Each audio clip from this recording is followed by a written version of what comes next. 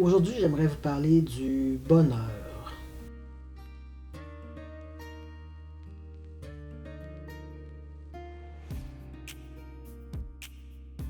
Quand je parle de bonheur, je ne parle pas de joie. Il y a beaucoup de personnes qui pensent que le bonheur et la joie sont interchangeables. Mais la joie est une émotion, comme la colère, la tristesse, la peur, la surprise, le dégoût. Tristesse aussi, j'ai étudié. En tout cas, c'est une des 6 émotions, la joie. Donc, c'est automatique réaction à un stimuli ou un événement. Et c'est temporaire, comme n'importe quelle émotion. Le bonheur est un état constant. Autant qu'une personne qui souffre de dépression peut avoir des moments de joie, une personne heureuse peut aussi filer comme de la merde une fois, avoir de la tristesse, avoir de la colère. Ça fait pas en sorte qu'elle est moins heureuse. C'est quoi d'abord le bonheur? Moi, je le définis comme une sérénité intérieure, comme une paix d'esprit, comme une zénitude, comme que tu sais que tu vas être good, que tu sais que tu vas t'en sortir, que c'est vraiment difficile, mais tu as confiance que à la fin de la journée, ça va bien aller, puis que tu vas trouver une solution, puis les choses ne t'affectent plus autant.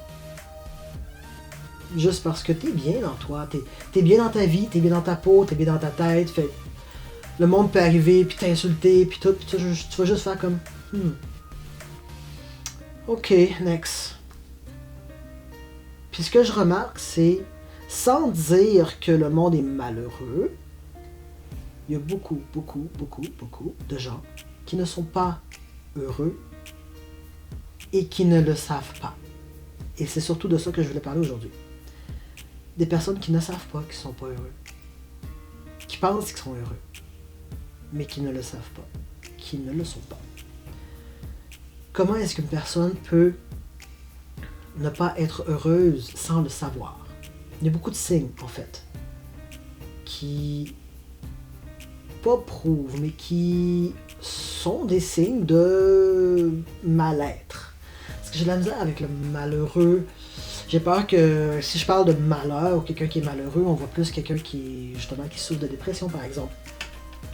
Là, je parle plus d'un mal-être. Une personne qui est pas bien avec elle-même, qui est pas bien dans sa vie, pas bien dans sa tête, puis pas heureuse, pas zen, pas de paix d'esprit, pas de sérénité. Il y a plusieurs signes qui peuvent le montrer, puis ça j'en vois beaucoup. Déjà, si quelqu'un qui se plaint. C'est weird, hein, mais quelqu'un qui se plaint n'est pas une personne heureuse.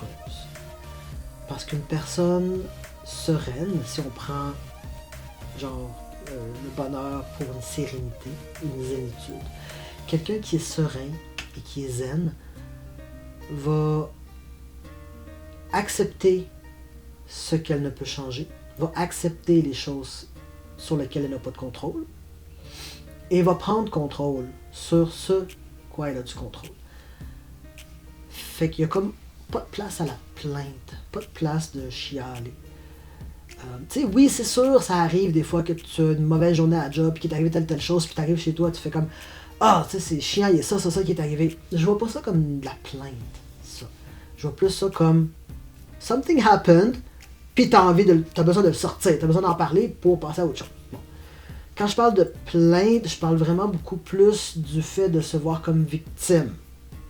Genre, j'aime tellement pas ma job, tu sais, le monde qui chiale, veut pas se lever le matin. C'est déjà lundi, ou ben donc t'arrives à la job, puis voyons, encore de quoi de plate, voyons, ça marche pas encore cette affaire-là. Tu sais, c'est plus ce style-là. Mais les personnes qui se plaignent, c'est souvent des personnes qui ne prennent pas contrôle de leur vie. Une personne qui est sereine accepte ce qu'elle peut pas contrôler et contrôle ce qu'elle peut. Elle va pas aller se plaindre, elle va pas dire mon gars, mon ordinateur il fait ci, il fait ça. Regarde, mon ordinateur plante. Ben oui, je peux pas le contrôler. J'ai déjà fait une demande pour changer mon ordinateur. Ils en ont pas d'autres, ça va arriver juste dans 2 semaines. Je peux rien faire. Voilà, tout ce que j'ai à faire, c'est attendre d'avoir mon nouvel ordinateur. Je vais pas commencer à chialer à toutes les fois qu'il plante. Il plante mon ordi, je le sais, j'ai pas de contrôle. Je je vais attendre, puis je vais faire des choses qui vont éviter plus de frustration. Je vais sauvegarder ce que je fais à toutes les 5-10 minutes.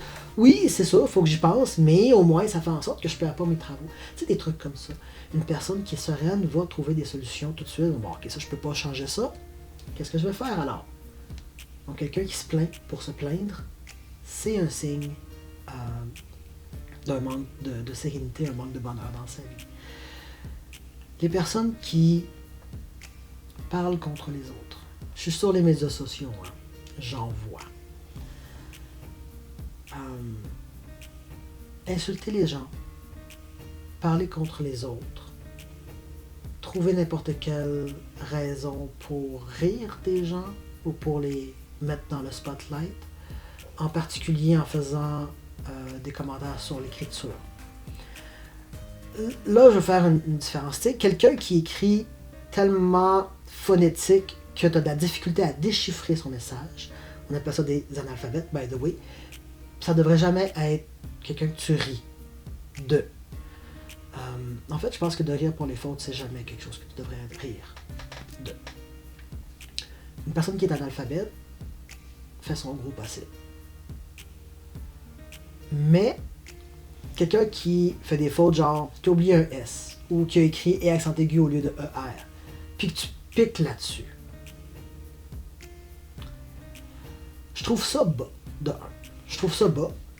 En fait, il n'y a même pas de 2. 1, je trouve ça bas, parce que on dirait que ça sonne comme j'avais rien d'autre pour t'insulter, fait que je vais piquer là-dessus. On fait tous des fautes. Toute la gang. On en fait toutes. Des fois, c'est des typos, des fois, c'est des fautes d'innotation. On en fait tous. Fait que de piquer là-dessus, je trouve que pas. Bref. Tout ça pour dire que de parler contre les gens, de les insulter, de rire d'eux, c'est un signe très fort que tu n'es pas bien avec toi-même, ou dans ta vie, ou dans ta tête. Puis quand je te parle dans ta tête, ça veut pas dire que tu as une maladie mentale. Je te dis juste que toi, avec toi, ta santé mentale, en général, il y a quelque chose de pas bien. Quelqu'un qui est serein, quelqu'un qui est en paix avec toute sa vie, ne va pas avoir du temps à perdre avec ça. Il va voir quelqu'un qui l'insulte, va voir quelqu'un qui va juste scroll down. On n'a juste pas le temps de perdre avec ça. Puis ça nous tente même pas, en fait. On voit pas le but. Puis, genre, moi, il y a du monde, des fois, qui me dit des commentaires sur les médias sociaux. Tu sais, du monde que je ne suis pas, genre que je ne follow pas, qui me follow pas. Mais qui vont se permettre quand même de faire un commentaire vraiment comme désobligeant ou comme... Moi, je le regarde, puis je fais... Faut quand même que tu aies voulu pour prendre comme 10 secondes de ton précieux temps pour faire ça, genre. C'est quoi tu voulais achieve avec ça? Des fois, je leur demande. Genre, qu'est-ce que tu... C'est quoi ton point? Puis des fois, je leur demande pas, parce que ça vaut pas la peine. Mais si, tu sais, vous vous rendez compte que vous êtes genre à vous plaindre, pour vous plaindre, pas prendre contrôle, bitcher un peu sur le monde, ça peut être des signes que qu'il y a quelque chose dans votre vie qui fait en sorte que vous n'êtes pas serein, vous n'êtes pas en paix. Mais évidemment, l'hostilité aussi. Être hostile, être agressif aussi. Ça peut être... En fait, l'hostilité, l'agressivité peut être triggered pour plusieurs raisons. Ça peut être parce qu'on ne se sent pas compris. Ça peut être parce que c'est difficile à vivre, le fait de ne pas être compris, de ne pas être validé.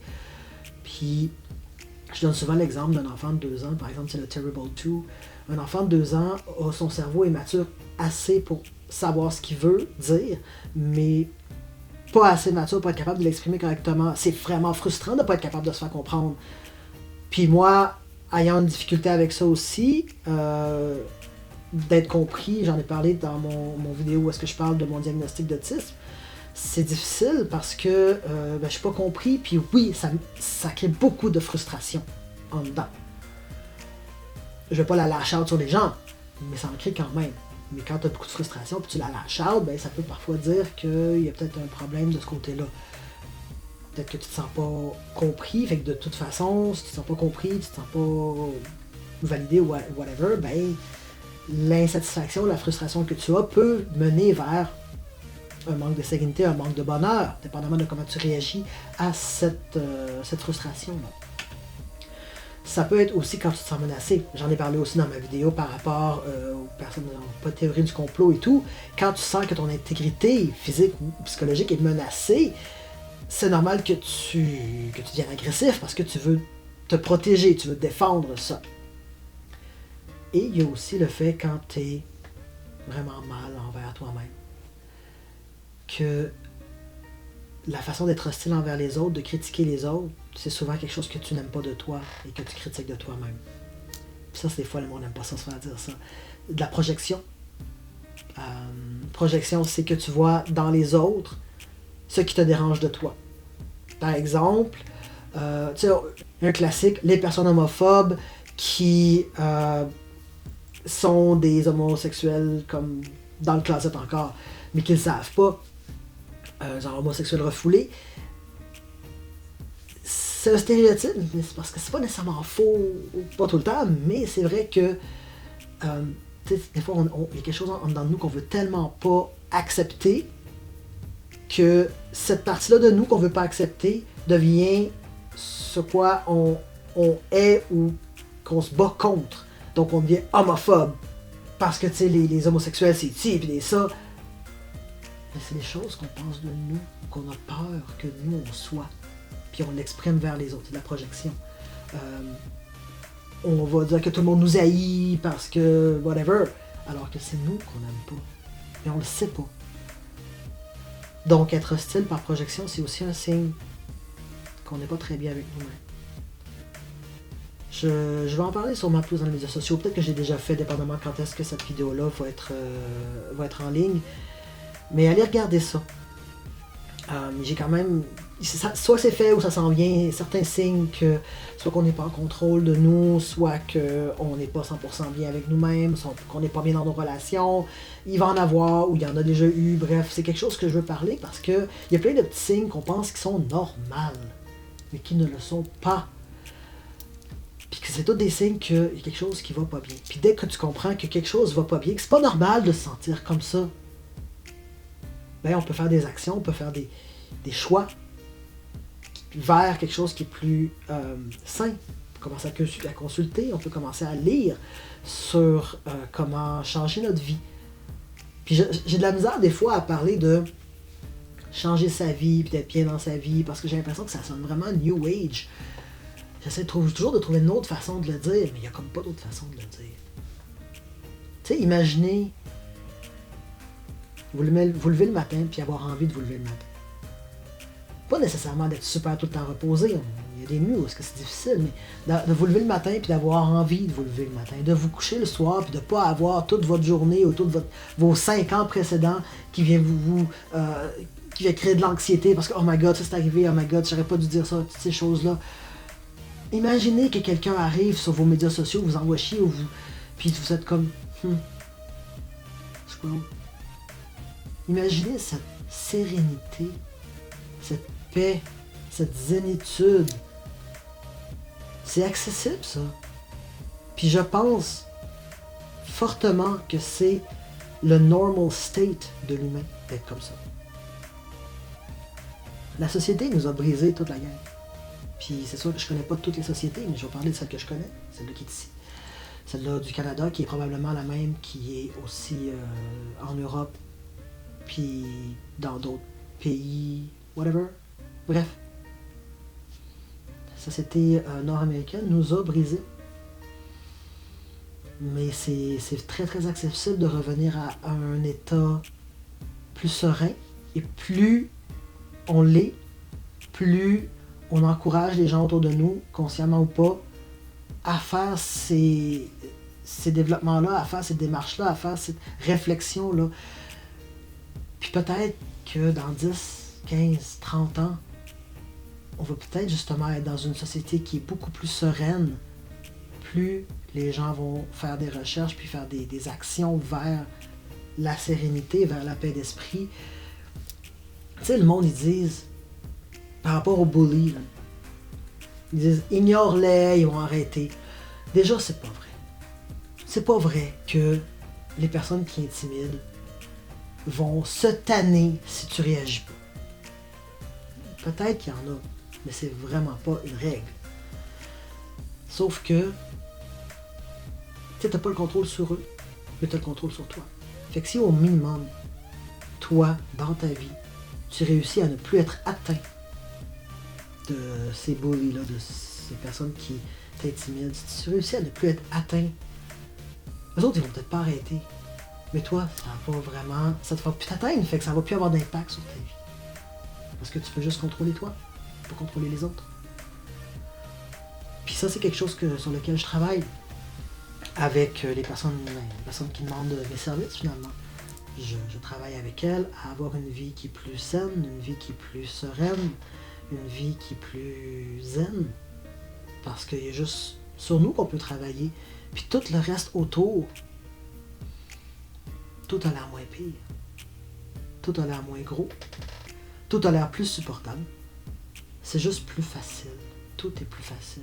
Ça veut pas dire qu'il n'y a pas des moments tristes. Ça veut pas dire qu'il n'y a pas des frustrations. Ça veut juste dire que ça dure moins longtemps. C'est moins intense.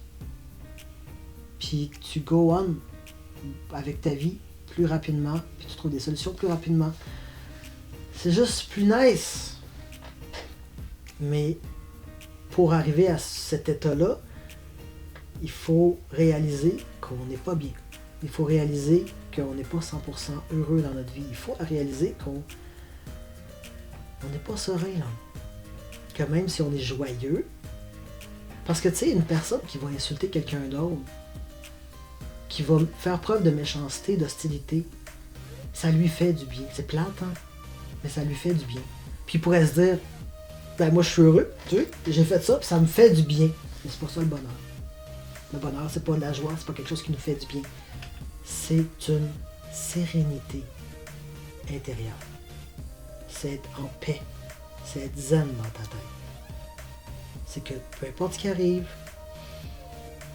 après le choc encaissé, parce que oui, il y a des choses qui vont te faire le choc, mais tu fais comme ok, on avance. Puis tu te laisses pas arrêter. Tu te laisses pas démolir. Ou très très peu en tout cas. Puis tu te remets rapidement debout aussi. Fait que si c'est quelque chose qui vous intéresse, ben vous savez où me trouver. Puis sinon, je suis aussi en train d'écrire un livre là-dessus. Un livre de développement personnel. Encore une fois, j'ai pas d'autres mots qui sonnent pas New Age pour développement personnel. Mais en tout cas, je suis en train d'écrire un livre là-dessus. De tous les livres que j'ai lus, les conférences que j'ai assistées, puis les études que j'ai faites, puis tout ce que j'ai appris, etc., qui vont tout être là-dedans pour essayer de vous aider à faire un cheminement. Parce que je pense que ça commence de là. Plus on fait un cheminement vers le bonheur, plus on encourage les gens à faire ce genre de cheminement-là, puis plus la société va être une place bonne à vivre, acceptante, puis zen.